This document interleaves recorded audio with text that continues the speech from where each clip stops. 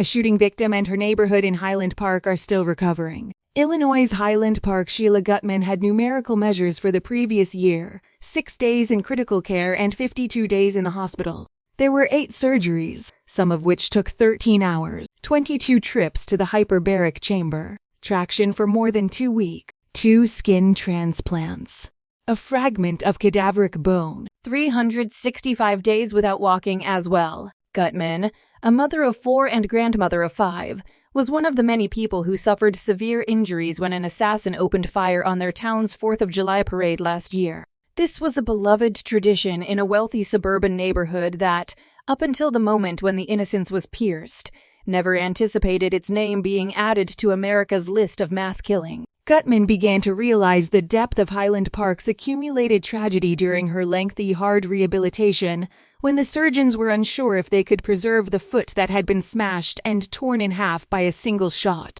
In response to the catastrophe, the town's mayor stated before a Senate committee that over 1,200 persons each day visited the local high school for counseling. Victim assistance specialists had already warned that counseling will be needed by some forevermore. In her first interview after the incident, Gutman said, "Everyone who ran that day left different than they came. They now bear a burden they did not bear before a visceral fear." She now understands that the several villages listed on that roster around the nation may be argued to be the same. More than 330 other cities and towns have already experienced shootings this year in which 4 or more people were hurt. In regions with significantly fewer resources than hers, Gutman worries about the survivors and the resources available to aid in their recovery. "The next time, we have to perform better," she remarked. As this 4th of July neared, many Highland Park residents who had queued up on Central Avenue a year before for the marching bands and floats were holding their breath as they remembered the pop, pop, pop and shouting, the barrage of sirens, and the hours spent hiding during law enforcement's search for the gunmen. 7 persons passed away.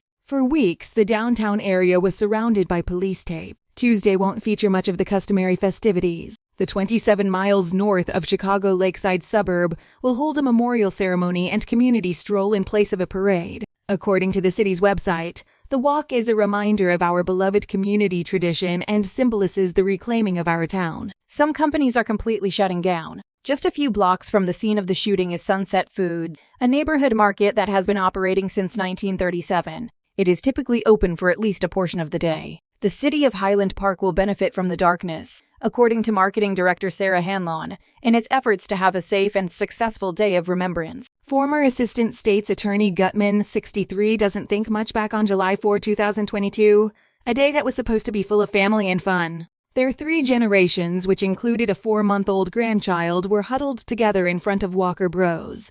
Pancake business on a blanket beside the sidewalk. They considered the site, which was close to the observation platform, to be ideal for seeing the marchers and the children's bike procession pass by. In fact, the gunman was positioned on a rooftop right across the street, leaving them completely exposed. Everyone fled and dispersed when the firing began. Until they could escape for the hospital, Gutman and her husband took refuge in the maintenance closet of a medical building. Later, she was informed that basically the entire back of my foot came off as the emergency department staff removed her left shoe.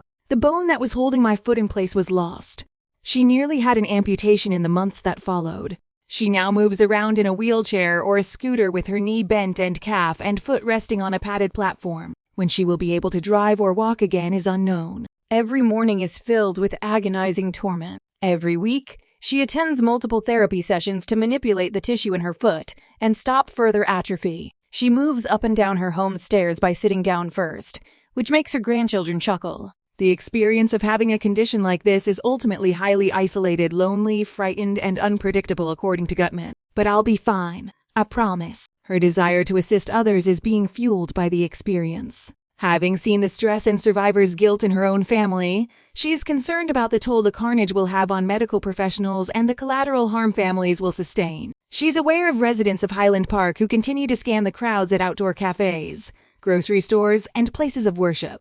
In case they suddenly need to run, they give their shoes a second thought. Now, everything appears different and more understandable. On a hot July afternoon, Gutman said as she sat on her back porch, "It's like my life is in HD." Her tone was soothing. She talked about how fortunate she is all the time. "I've learned I could be a better neighbor, citizen, and activist for having been part of this," she said. In the wake of such killings, communities are meant to be connected, and victims, survivors, and loved ones are meant to receive early mental health support. In the future, the Aftermath organization wants to help with medical assistance as well. In the words of co-founder Catherine Pichette, we realize that a mass shooting doesn't end when the last bullet is shot. Trauma-focused New York psychotherapist Suzanne Phillips is a prominent supporter of the initiative. It might sound simplistic, but communities are where people actually find healing, she said. At Country Kitchen, a Highland Park eatery where many sought refuge a year ago, Gutman had a meeting with Aftermath's organizers last month.